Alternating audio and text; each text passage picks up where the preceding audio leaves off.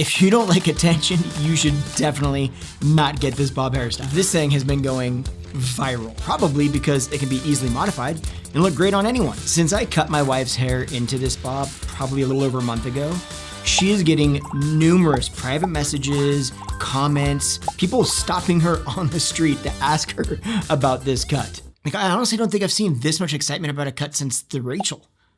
You know the Rachel. We all remember the Rachel. Now, you're definitely gonna wanna save this video because I'm gonna do something that you are going to absolutely love. Never done this before, but not only am I gonna break down the specific hairstyle, why it's a little bit different and why you'll likely love this, but also I'm gonna break down how you can modify it to function better for your hair texture as well as your face shape. But the biggest part is, I'm creating this video not just for you, but for your stylist.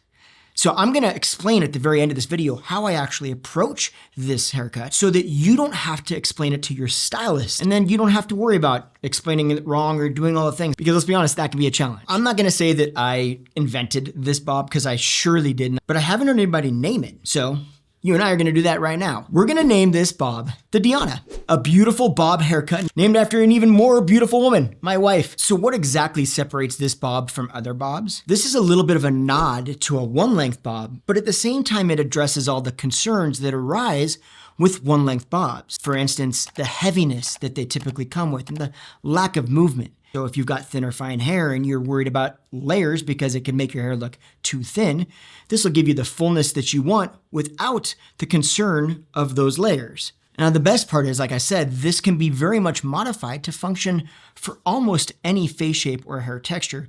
But there is one thing that you want to take into consideration, and that is that we do take the nape somewhat short in this, and you kind of need to take the nape a little bit shorter because that's a large part of what really creates this look. So if you have an extremely low hairline, that may be something that you want to take into consideration because you either are then forced to leave the length a little bit longer or shave some of that neckline off. All right, now how do we modify this to function best for your face shape or your hair texture? First off, talking about face shapes, I usually see one of two concerns. Either you feel like your face is a little bit too full, or you feel like your face is a little bit too long. And if you feel like your face is a little bit on the full side, then we just want to pay attention to leaving the length of the bob a little bit longer than your chin. You really just don't want it to come directly into your chin. You also want to pay attention to taking a little bit more bulk out of the sides, but you also want to pay attention to your hair texture and ensure that your hair texture isn't so thin and fine that you over texturize the sides and make it look too thin. Now, if you feel like your face is a little on the longer side, then you want to take that length a little bit closer to your chin because that's automatically going to add a bit more fullness. Another option here would also be to add in some sort of bangs. Now, while bangs can definitely work with this shape, you just want to make sure that you're comfortable with bangs as a whole and that they function well for you. And you also want to make sure that if you bring that length up to the chin and add bangs, that you're not doing too much and actually making your face look even fuller than you might want it to look. Sometimes it's best to just do one or the other, or at least have a bang that is a little bit more open, meaning you can see your forehead a bit more through it so that it doesn't feel quite so closing. Now let's talk about hair texture. If you've got very thick textured hair, then the only real place that you're going to need to modify this is just within how much texturing you do to the top layer, which is going to fold down over the sides. So basically it's how much bulk you take out of the sides as well as how much bulk you take out of the top to make this feel like it's not so triangular shape and not so heavy. Now the same thing is true if you've got curly or wavy hair. In this situation, curly hair works great for this bob, but again, it is a hair that has a tendency to look a little bit fuller to begin with because curl compounds on itself.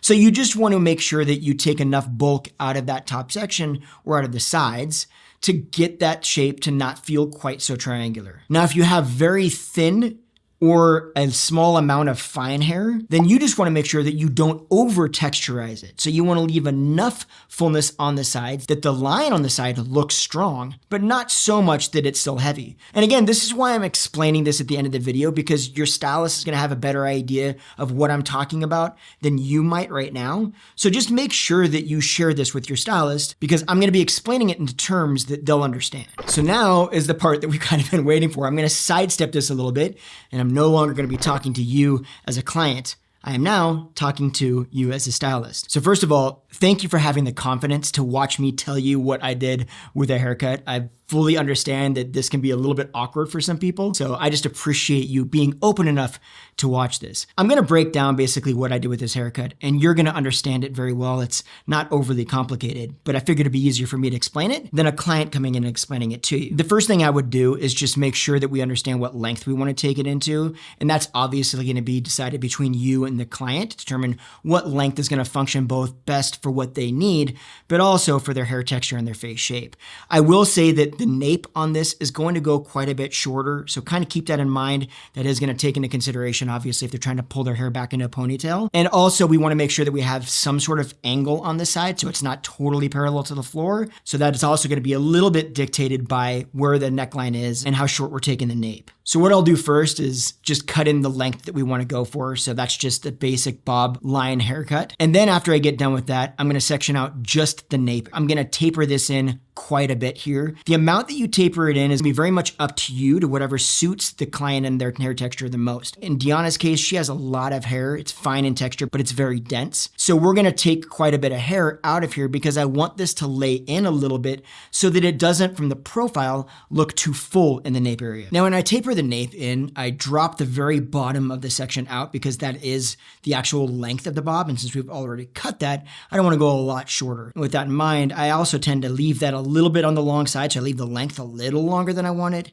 so that after I get it all done and tapered and texturized, I can go back up and take that length up a little shorter if I want to. Now, you can do whatever makes the most sense for you. I know that typically you're gonna be able to see bulk better after the hair is dried, and that's typically what I would do. I know that Deanna has a lot of fine texture hair, so even when it's wet, I'll typically go in and texturize some of the bulk out because I know there's gonna be excess bulk there. But if it makes more sense, or if it's more comfortable for you to dry and style the hair straight or whatever you need to do before you texturize out bulk, feel free to do that too. It's whatever makes it easy for you.